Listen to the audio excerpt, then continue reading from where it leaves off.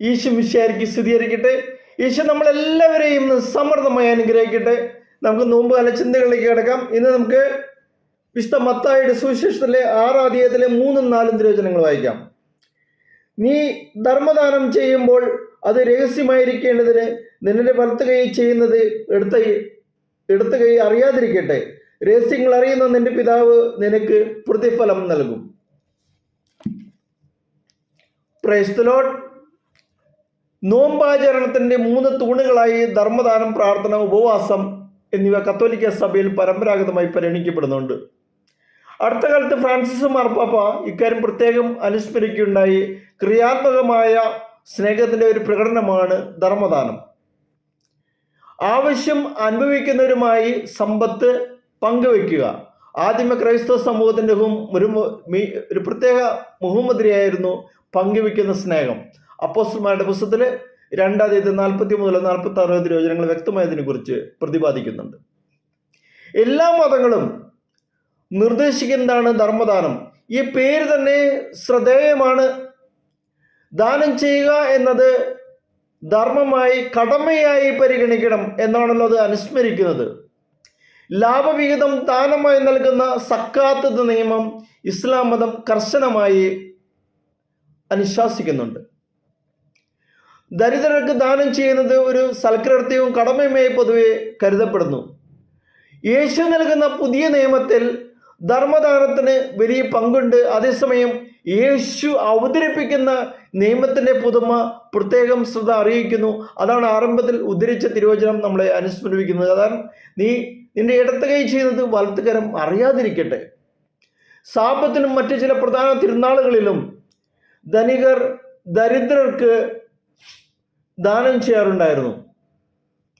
പൊതുസ്ഥലത്ത് വെച്ചായിരിക്കും ഈ ദാനം നൽകലെല്ലാം. ദാനം സ്വീകരിക്കാൻ താല്പര്യമുള്ളവരെ വിളിച്ചു കൂട്ടാനായി കാഹളം മുഴക്കും. അത് കേട്ട് ഭിക്ഷ സ്വീകരിക്കാൻ വരുന്നവർക്ക് ധനികർ ദാനം നൽകുന്നു. ഭിക്ഷ കിട്ടിയവന് സന്തോഷം, ഭിക്ഷ കൊടുത്തവന് അഭിമാനം, സൽകീർത്തി. ഇത് നല്ല കാര്യമല്ല. പിന്നെ എന്താണ് യേശു ഇതിനെ വിലക്കുന്നത്? ദാനം കൊടുക്കുന്നതും സ്വീകരിക്കുന്നതും നല്ലത് തന്നെയാണ്, അതിൽ സംശയമൊന്നുമില്ല. എന്നാൽ കൊടുക്കുന്നവൻ്റെ മനോഭാവം സ്വീകരിക്കുന്നവന് ഉണ്ടാകുന്ന അഭിമാനക്ഷമതയും കാണാതെ പോകരുത്. ദാനം ചെയ്യൽ തൻ്റെ കീർത്തി വർദ്ധിപ്പിക്കാനായി ചെയ്യുന്ന ഒരു പരസ്യമായി അധപതിക്കരുത് എന്ന് അനുസ്മരിക്കുകയും അനുശാസിക്കുകയുമാണ് യേശു ഈ വചനത്തിലൂടെ നമ്മളോട് പറയുന്നത്. മതാത്മക പ്രവർത്തനങ്ങൾ പരസ്യ പലകളാകരുത്. ധർമ്മദാനം, പ്രാർത്ഥന, ഉപവാസം എന്നീ 3 കാര്യങ്ങൾക്കും ഈ താക്കീത് പ്രസക്തമാണ്. നമുക്കത് ആ രീതിയിൽ തന്നെ എടുത്തേ പറ്റൂ എന്നും ഈ ഓർമ്മപ്പെടുത്തൽ ആവശ്യക്കാരനെ തിരിച്ചറിഞ്ഞ് കഴിവിനൊത്ത് സഹായിക്കുക. എന്നാൽ അത് സ്വന്തം കീർത്തി വർദ്ധിപ്പിക്കാനോ സ്വീകരിക്കുന്നവനെ ചെറുതാക്കി കാണിക്കാനോ ഒരിക്കലും ഇടയാക്കരുത്. ഇന്ന് നിലനിൽക്കുന്ന പല ആചാരങ്ങളും ഈ താക്കീതിൻ്റെ വെളിച്ചത്തിൽ വിലയിരുത്തപ്പെടേണ്ടതുണ്ട്.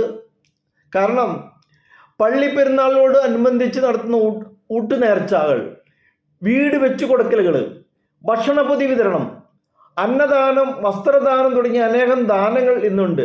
എല്ലാം നല്ലത് തന്നെയാണ്. പക്ഷേ അവയ്ക്ക് വേണ്ടി പത്രപരസ്യങ്ങളും സപ്ലിമെൻറ്റുകളും വഴികളിൽ പോസ്റ്ററുകളും ബാനറുകളും ഒക്കെ ആവുമ്പോൾ ആവശ്യക്കാരനെ സഹായിക്കുക എന്നതിലുപരി ദാതാവിൻ്റെ കീർത്തി വർദ്ധിപ്പിക്കലാണോ ലക്ഷ്യമെന്ന സംശയം ഉയരും. മറ്റുള്ളവരെ കാണിച്ചു വലിപ്പം നടിക്കാനുള്ള പ്രവണത ഒഴിവാക്കാനായിട്ട് ക്രിസ്തുവിൻ്റെ വചനം നമ്മളെ അനുസ്മരിപ്പിക്കുന്നു. നല്ല കാര്യങ്ങൾ, സൽക്കർമ്മങ്ങളൊക്കെ എപ്പോഴും നല്ലത് തന്നെയാണ്. അത് ക്രിസ്തുവിൻ്റെ വചനത്തെ ആസ്പദമാക്കി ചെയ്യുമ്പോഴാണ് അതിൻ്റെ ദൈവികത, അതിനെ പൂർണ്ണമായ അർത്ഥത്തിൽ നമുക്ക് ഉൾക്കൊള്ളാൻ സാധിക്കുകയുള്ളൂ. നീ ധർമ്മദാനം ചെയ്യുമ്പോൾ അത് രഹസ്യമായിരിക്കേണ്ടതിന് നിന്റെ വലത്ത് കൈ ചെയ്യുന്നത് ഇടത്ത് കൈ അറിയാതിരിക്കട്ടെ. രഹസ്യങ്ങൾ അറിയുന്ന പിതാവ് നിനക്ക് പ്രതിഫലം നൽകും.